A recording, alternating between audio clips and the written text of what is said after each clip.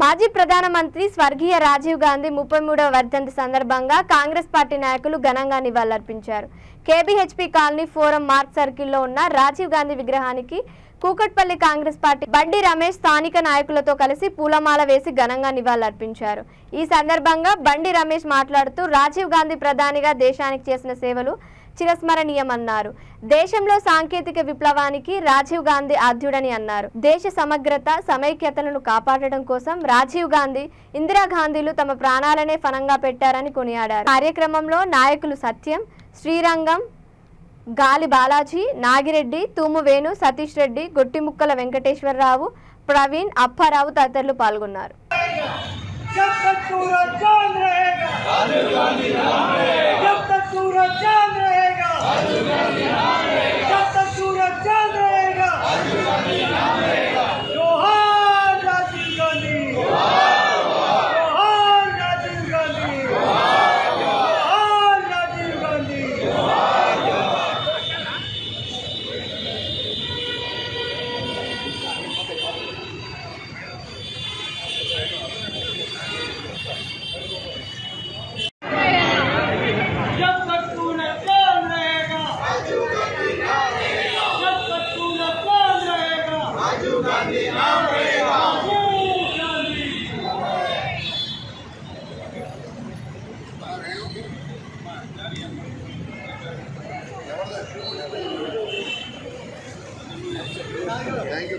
మరి భారతదేశం ముందుండాలి అన్ని రంగాల్లోని స్వచ్ఛమైన వ్యక్తి మరి మన్మోహన్ సింగ్ గారిని ప్రధానమంత్రిని చేసి భారతదేశానికి దశాదిశ చేసినటువంటి కుటుంబం రాజీవ్ గాంధీ గారి కుటుంబం అని చెప్పి తెలియజేస్తా ఉన్నా. మరి ఇవాళ వారి అడుగుజాడల్లో మా సోదరుడు మరి రాహుల్ గాంధీ గారు బ్రహ్మాండంగా ఒక పరిపక్వత చెందిన నాయకుడిగా 4-5 వేల కిలోమీటర్లు మరి భారతదేశం అంతా తిరిగి కన్యాకుమారి నుంచి కాశ్మీర్ వరకు కూడా ప్రజల యొక్క కష్ట సుఖాలు తెలుసుకుని మరి రేపు 2024 జరుగుతున్న ఎలక్షన్లో బ్రహ్మాండంగా ఒక 400 సీట్లు ఇండియా కూటమి గెలవబోతా ఉంది.